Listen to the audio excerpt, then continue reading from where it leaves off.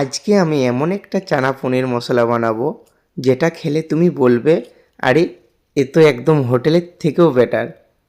চলো শুরু করি বেশি দেরি না করে। তো সবার আগে আমি কাবলি চানা 3-4 ঘন্টা ভিজিয়ে রেখেছিলাম। তারপর প্রেসার কুকারে 5-6টা সিটি মেরে একদম নরম করে নিয়েছি যাতে খেতে একদম মোলায়েম লাগে। এবার কড়াইতে ধনে, জিরে, শুকনো লঙ্কা, লবঙ্গ আর এলাচ হালকা করে ভেজে নিলাম। এইভাবে ভাজলে মশলার আসল গন্ধ বেরিয়ে আসে। তারপর মিক্সিতে বেটে একদম ফাইন মশলা বানিয়ে নিলাম। এটাই আসল ফ্লেভার। এরপর দিয়ে দেবো তেল আর একটু বাটার। দিয়ে দেবো পেঁয়াজ, টমেটো, কাজু, আদা, রসুন দিয়ে ধীরে ধীরে ভেজে নিলাম। একটু টাইম নিয়ে ভাজো, যত ভালো করে ভাজবে গ্রেভিটা তত রিচ হবে। ভাজা হয়ে গেলে ঠান্ডা করে মিক্সিতে কুটে একদম স্মুথ পেস্ট বানিয়ে নিলাম। এটাই গ্রেভির বেস্ট।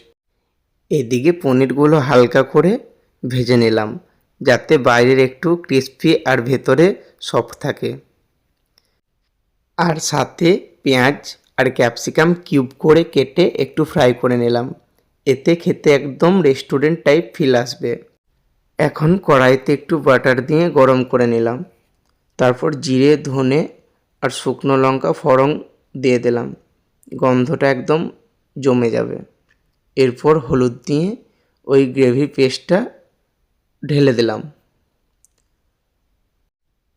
ঢেলে দেওয়ার পর ওই যে মশলাটা কুটে রেখেছিলাম সেটা দিয়ে দেবো। আর একটু জল দিয়ে মশলাটা ভালো করে পাকিয়ে নেব। যখন তেল ওপরে উঠে আসবে, যখন মশলাটা রেডি হয়ে যাবে তখন দিয়ে দেবো কাবলি চানাগুলো।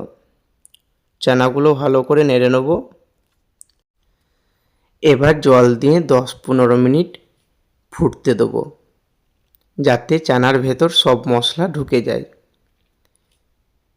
এবার দিয়ে দেবো গুঁড়ো করা পনির আর দিয়ে দেবো ভেজে রাখা পনির, পেঁয়াজ আর ক্যাপসিকাম। এটাই সেই সিক্রেট যেটা টেস্ট একদম লেভেল আপ করে দেয়। আমার কাছে ধনেপাতা নেই তাই দিইনি, কিন্তু তোমরা দিলে দিতে পারো, একদম ফ্রেশ ফ্লেভার চলে আসবে। এইভাবে একবার বানিয়ে দেখো, ঘরে সবাই আঙুল চাটবে। ভালো লাগলে লাইক, শেয়ার আর সাবস্ক্রাইব করতে ভুলবেন না।